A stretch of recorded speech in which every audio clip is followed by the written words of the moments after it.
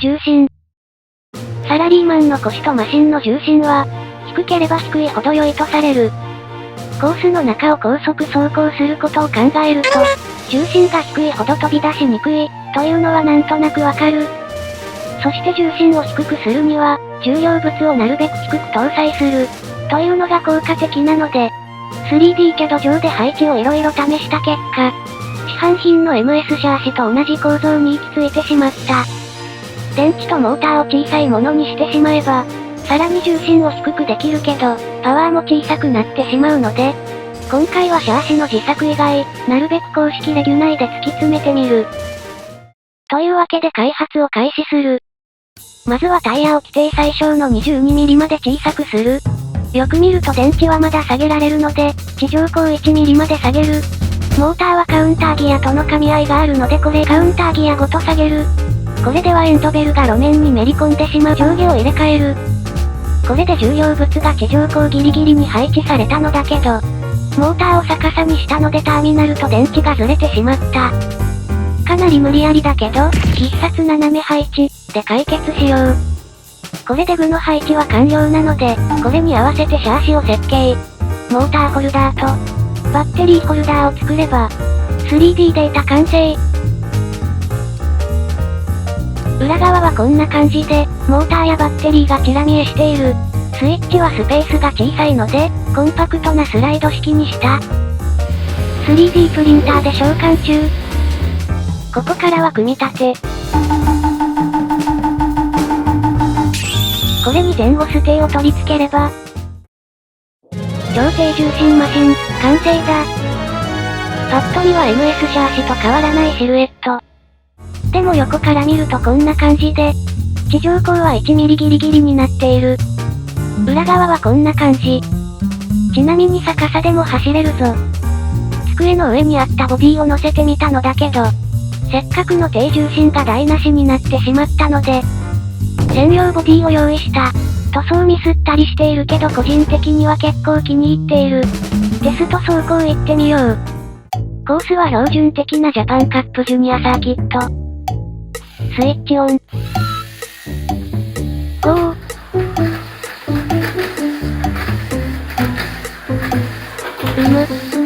普通に走っている。さて、次は通常のミニ四駆と比較しながら検証してみる。検証1、レーンチェンジ。速度によってはマシンが浮き上がるレーンチェンジ。重心が低ければより速い速度で攻略できるはず。まずはトルクチューンモーターを、同一セッティングの MA シャーシに搭載して走らせてみる。ボディは先ほどのキーンフォーク。スイッチオン。ゴー。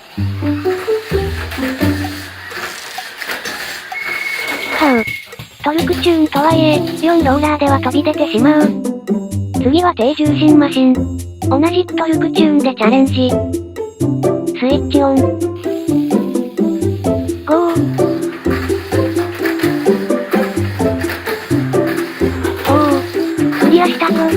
もう一回通過してみよう。おー、全然飛び出す気配がない。もしかしてハイパーダッシュでもいけるのでは？というわけで低重心マシンに搭載。キャノピーからモーターラベル見えるのよいぞ。ゴー。おー、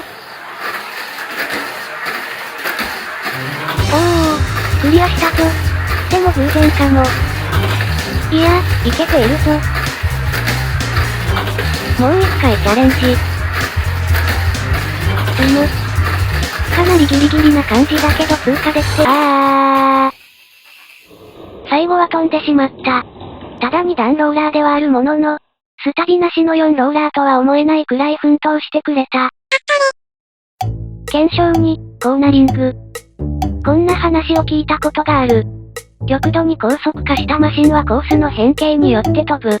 これはコーナーでかかる遠心力が大きいと、コースの壁が外側に変形し、マシンが飛び出てしまうということらしい。もし低い位置でローラーを当てることができれば、変形は小さくなる。つまりより速い速度でコーナリングできるはず。ただそのようなレベルの速さを再現することはできない。シートバッテリーを用意した。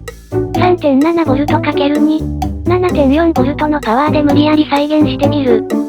まずは通常のミニ四駆に搭載、モーターはハイパーダッシュ。発熱が不安なのでボディなしでテストしてみる。スイッチオン。ゴー。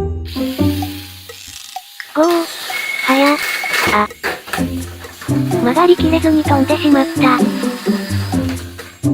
次は低重心マシン。同じくボディなしでチャレンジ。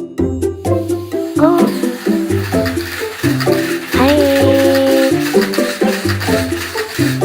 止められないぞ。けど今回はミニ四駆キャッチャーがあるから大丈夫。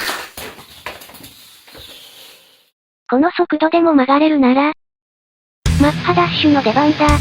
体持ってくれよ。スイッチオン。ゴー。